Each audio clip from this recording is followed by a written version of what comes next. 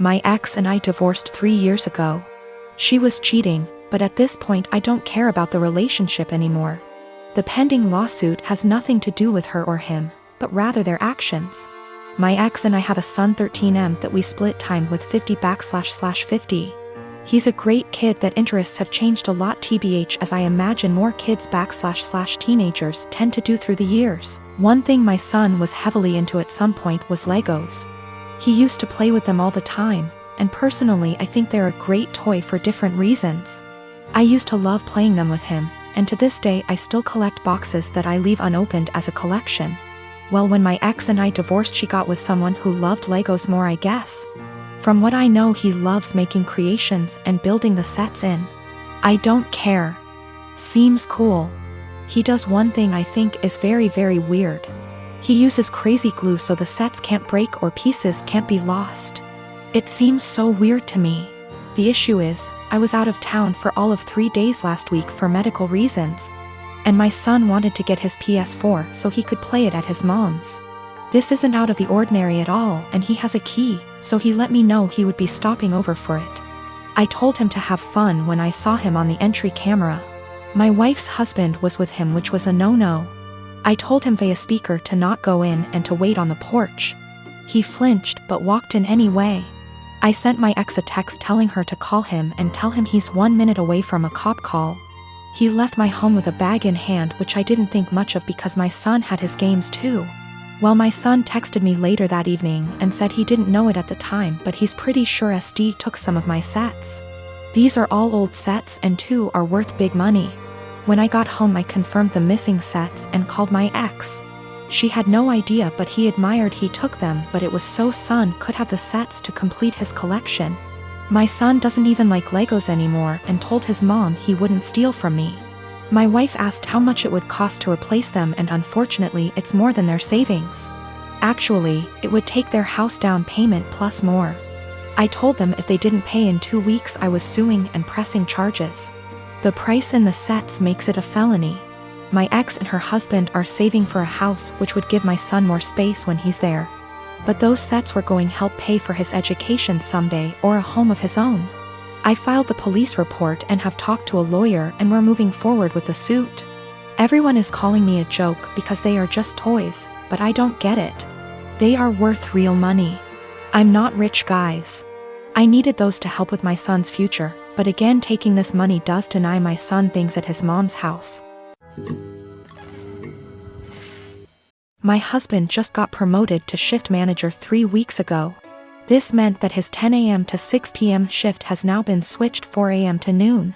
He isn't a morning person at all, so most mornings he will start huffing and puffing as soon as his alarm goes off, and he will instantly turn on our light and very loudly start looking for his work clothes. Have asked him several times to put clothes out the night before, and he has yet to do so. I have also asked him to not turn the light on or be super loud. After all, when I worked at 5 a.m. I made sure to be respectful of him sleeping. So yesterday morning when he got up at 3 a.m. and flipped on the light, I grabbed my stuff and went to the guest room. He came in and asked what I was doing. I told him that since he didn't respect me sleeping at all, that I would be staying in the guest room from now on. He made a comment about the light will only be on for 5 freaking minutes. Which is not true. He turns the light on, finds himself clothes, and then goes to take a shower without turning the light off. If I turn the light off, he will come back into the room after the shower and turn it on again to grab his socks and put on his shoes.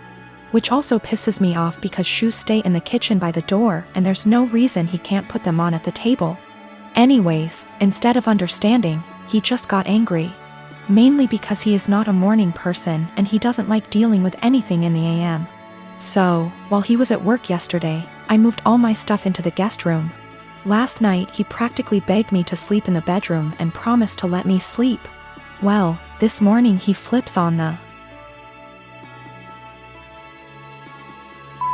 light again, so I sit up and I'm like, are you kidding me right now? And he says, I'm being quiet. As if that was the only issue. So I went into the guest room and locked the door. I told him I was staying in here from now on despite his efforts to sway me. He thinks I'm overreacting. I work 4 p.m. to midnight. And cute little tidbit, I'm the breadwinner. I make nearly $5 more on my hourly wage. Tim and I met in an English literature class our junior year of college, and we've been together the 10 years since. While he ended up going into IT, I stayed in the liberal arts track and ended up doing non-profit work after college when I realized I didn't actually want to be a school teacher. Just to say that we always assumed he'd out-earn me by a considerable margin. Though when he made more, I always insisted we split things evenly to avoid potential resentment down the road. I've had sort of a non-linear career path, but ended up switching to the corporate world. To make a long story short, my liberal arts degree and time doing non-profit work gave me a lot of skills that enable me to really excel professionally in some more niche areas. I recently started a new job as a consultant, making way more than I'd ever anticipated. When I got the offer, I told Tim that the pay was amazing, but he didn't ask about the actual amount, and I didn't want to be braggy about it, especially since I was fairly sure it was above his current income. Well, we just put in an application for a new place, and in the process of having to submit our pay stubs, it's become obvious that I make roughly 30% more than he does now. I expected him to think that was cool, since he's a feminist and has always been super supportive of my career. But instead he started to make increasingly harsh jabs about how I cheated the system to get where I am. That no English lit major makes more than a cybersecurity professional without cheating somehow. His major point is that I got my first job out of nepotism, which set me up to trample more qualified people who didn't have the same advantages. It's true that I got my first post-college job after being referred by a sorority sister, but it was for non-profit work making $22K /year, not exactly at somebody's daddy's firm. He also points out that at my first corporate job, I snagged a big promotion after volunteering to take on starting up the company's diversity /equity /inclusion program, and I'll admit that were I a white man, it's highly unlikely I would have been able to be the face of the eventually high-profile diversity program. Tim also notes that I was awarded a small college scholarship for being a promising female writer, when no such scholarship existed for males. But all that said, I still don't feel like I cheated the system, and it makes me angry to listen to him joke about it. Especially since I grew up blue-collar and worked full-time while going to school full-time to afford my degree. I reached a breaking point yesterday when he made a crack about how the new / first woman on his team is an obvious diversity hire. I told him that his jokes about women cheating the system to get ahead aren't funny or guy talk ribbing, as he says. They make him sound like an insecure little boy. He told me I was being a naive Karen, and we haven't really talked since yesterday. I am expecting my first daughter with my husband in September. I grew up in a moderately religious household with pretty strictly defined gender roles. As in, since I was a girl, I had chores around the house while my younger brother did not have to do anything. I don't talk to my parents for a variety of reasons, going on year 5 now, so they do not know I am pregnant. Both my aunts and grandparents were very supportive of me leaving my household and as such have been my main family. Being 6 months pregnant now, people have started to give gifts and I am very grateful for them.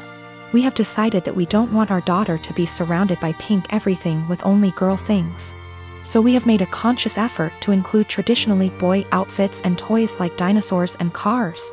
We have told people that any gender items would be accepted, and if it's getting too much pink, we have gone out to balance a bit, getting a green jacket or something. My younger aunt has taken great offense to this because boys are boys and girls are girls. And she is a very verbal and loud person and has let us know several times her opinions. She has 2 boys.